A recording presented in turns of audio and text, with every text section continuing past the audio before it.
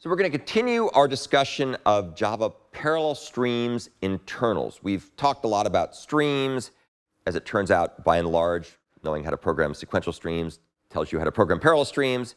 We will cover a bit more about programming with parallel streams later because there are some other things to be aware of. But what's particularly interesting is how it works under the hood. So that's what we're going to talk about right now.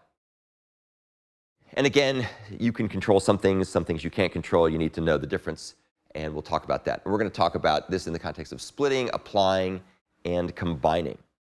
First, why do we care how streams works under the hood?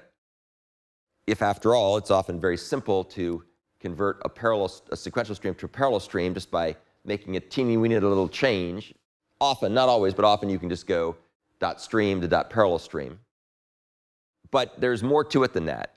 And just because you can convert a sequential stream to a parallel stream doesn't necessarily mean it's the right thing to do. And so that's what we're going to talk about here, knowing why to do it, when to do it. And knowing how it works internally will help you understand why you should or should not apply it in a given circumstance. It also helps to recall some of those heuristics we talked about before, like the n times q model. So if you have a very small number of n and a very small number of q, then you won't get a benefit for the reasons we're about to talk about because of the way it works internally. So it's particularly important to understand these issues, how streams works under the hood, if you're trying to actually use this stuff to improve performance. And for goodness sakes, why would you use a parallel stream if your goal is not to improve performance? There's no point in doing that, because if you can get by with sequential stream, why not, right? So parallel streams are used if you want to make things run faster to take advantage of multi-core processes and processors. There are three phases in a parallel stream. The split phase, where we use a spliterator to partition data up into multiple chunks.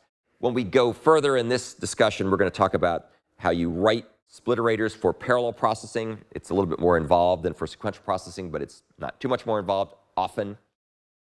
The apply phase is where the underlying common fork join pool and the hardware and the operating system and so on collaborate to be able to run chunks of data in parallel.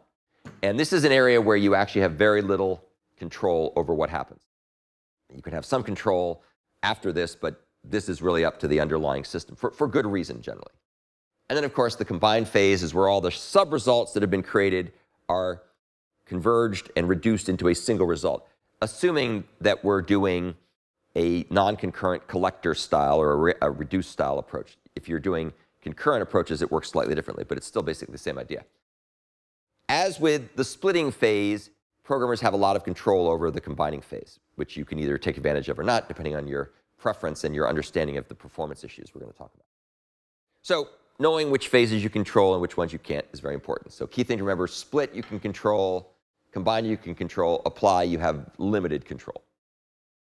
So that's just a very quick discussion about the way in which we think through the different phases in a stream.